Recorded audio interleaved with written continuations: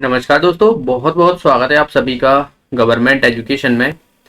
दोस्तों, इस वीडियो में मैं आपको बताना चाहूँगा कि बात की जाए जो अगला सीपीसीटी है वो कब होगा और आपको कितने दिन हैं, और इस दिनों में जितनी भी आप प्रिपरेशन करना चाहते हो जिससे कि आपका एक बार में क्लियर हो जाए, तो वो मैं चीज़ें आपको बताना चाहूँगा। ठीक है, सबसे पहले हम देखेंगे कि आपका एग्ज़ाम जो है वो कब होना है।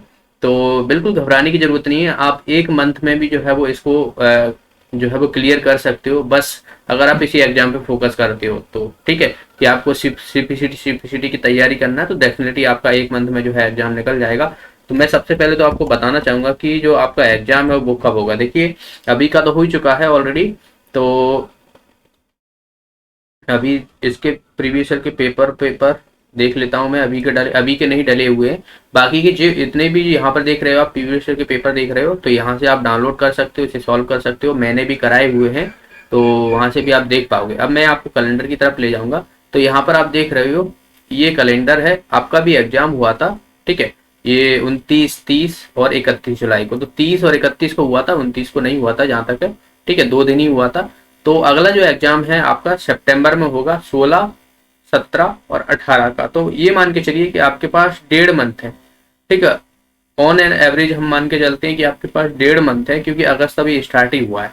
तो अगर आप ज़्यादा भी नहीं तो 1 मंथ मान के चलिए। बाकी का आप जो है वो रिवीजन करने के लिए भी जरूरी होता है। ठीक है, तो रिवीजन भी बहुत जरूरी होता है। तो आपके पास ये मान के चलिए कि 1.5 मंथ है, और 1.5 मंथ में आपको अच्छे से प्रिपरेशन करनी है। क्या चीज़ें नहीं करनी, क्या करनी है, तो वो मैं आपको बताना चाहूँगा। सबसे पहला मैं सिर्फ एक ही चीज़ आपसे बोलूँगा। अगर आप कुछ भी ज़्यादा लफड़े में नहीं पढ़ना चाहते हो कि बहुत सारी चीज़ें हैं, किताबें कहाँ से पढ़ना है, क्या नहीं पढ़ना, ये सब चीज़ों से अगर आप दूर रहना चाहते हो, तो जो मेरे लेक्चर पड़े हुए हैं उनको आप देख लो, मैथ्स रीजनिंग के देख लो, पैसेज आपको कैसे करना है वो देख लो। ठीक है, और जो प्रीवियस ईयर के क्वेश्चन पेपर आप ये देख रहे, ठीक है, इसके सारे क्वेश्चन पेपर के कंप्यूटर के क्वेश्चन आप लगा लो।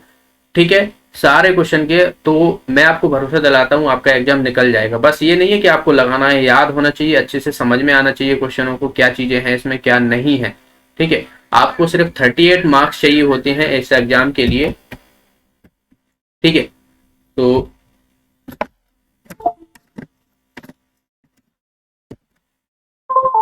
आपको केवल 38 मार्क्स चाहिए, और टोटल जो रहता है वो 75 क्वेश्चन रहते हैं। माइनस मार्किंग आपकी नहीं रहती है। हिंदी टाइपिंग की अगर मैं बात करता हूँ तो आपको 20 चाहिए होती है, 20 वर्ड पर मिनट चाहिए होती है। और वहीं अगर मैं बात करूँ इंग्लिश की, तो इंग्लिश में आपको 30 वर्ड पर मिनट चाहिए होती है। तो आप एक मंथ में हिंदी इंग्लिश दोनों ही कर सकते हो, कोई बड़ी बात नहीं है। इनको भी आपको ध्यान में रखते हुए करना है। इनमें से आपको सारी चीज़ें क्लियर होना चाहिए, तो आप बाकी के एग्जाम के लिए जो है वो अब एलिजिबल हो जाएगी। खासकर आपको थ्योरी आना चाहिए। देखिए, हिंदी टाइपिंग बहुत से लोगों की निकल जाती है, लेकिन इंग्लिश में रह जाते हैं, इंग्लिश नहीं निकलती है। तो आपको दोनों ही निकालनी है, जिससे कि आपको फ्री हो जाओ। जाहिर सी बात है, दोनों टाइपिंग हो जाएगी, कंप्यूटर थ्योरी निकल जाएगी, तो आपको 7 साल के लिए फ्री हो जाओगे एक तरीके से। जो भी एग्जाम के फॉर्म निकलेंगे उन्हें आप भर पाओगे। तो सारी चीज़ें आपको क्लियर करनी रहेंगी। ठीक है, तो इन सब का अब आपको देखिए, ये 38 मार्क्स हैं, तो आपको लाना कैसे है। 12 नंबर जो रहेंगे वो आपको मैथ्स और रीजनिंग के रहेंगे, तो इन्हें आप अच्छे से कर लेना। ठीक है, 5 नंबर का आपके पास पैसेज रहता है, तो पैसेज जो है वो आराम से बन जाता है, इतना कुछ डिफिकल्टी नहीं होती है। तो 5 नंबर ये मान के चलिए, इनमें से आपके नंबर कम नहीं होना चाहिए। जीके की अगर मैं बात करूँ तो 6 नंबर की जीके रहती है, तो इसमें से ऑल ओवर मान के चलो कि 3 नंबर तो ला ही सकते हो। देखिए, जीके आपको नॉर्मली पूछी जाती है, ज़्यादा नहीं पूछी जाती है। अगर अभी की मैं बात करूं तो बहुत ही क्वेश्चन सिंपल से देखने को मिले थे, तो वो जब अपलोड हो जाएंगे तो मैं डाल दूंगा उनको भी। ठीक है, तो यहाँ से अगर हम ऑल ओवर मान के चलें कि 18 नंबर मान के चल रहा हूँ कि इनमें से 18 नंबर आपको देखने को मिल जाएंगे। 52 मार्क्स जो है ये कंप्यूटर आता है, इसमें से आपको कितना लाना है, 20 मार्क्स लाना है भाई। 52 नंबर का है। ठीक है, तो इसमें से आप 20 नंबर नहीं ला सकते, आराम से ला सकते हो। 25 नंबर भी ला सकते हो। ओके, 25 भी नंबर आप ला सकते हो, ऐसा कुछ नहीं है।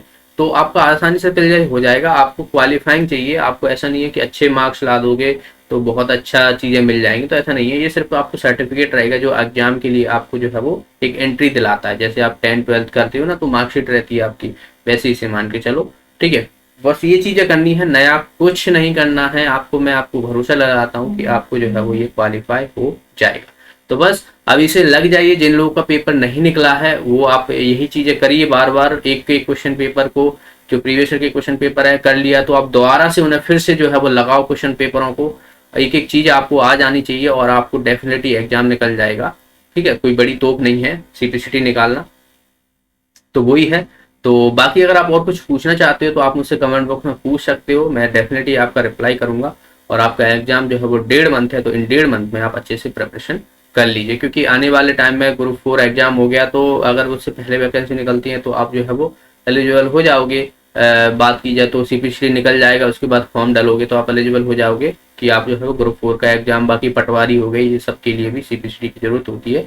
तो इन सब से आप फ्री हो जाओगे एक तरीके से। ओके, मिलते हैं फिर नेक्स्ट क्लास में, and thank you so much. और बाकी अगर मैथ्स में कोई दिक्कत है तो मैथ्स के आप अटेम्प्ट कर लो। मेरी जो है वो क्लासेस रहती है 9:30 बजे, तो जिसमें मैं टॉपिक वाइज जो है वो आपको करा रहा हूँ। अभी परसेंटेज चल रहा है, कल ही जो है वो क्लास हुई है। तो बाकी एग्जाम के लिए खासकर मैं एमपी ग्रुप 4 की जो है वो आपको प्रिपरेशन करा रहा हूँ, तो इसके लिए जो है वो वहाँ पर क्लासेस हो रही हैं। तो आप रात को 9:30 बजे जरूर ज्वाइन कर लिया करें। ठीक है, मिलते हैं नेक्स्ट क्लास में। वीडियो को लाइक कर दीजिए, शेयर कर दीजिए, और जो लोग नए हैं चैनल को सब्सक्राइब करें। Thank you so much.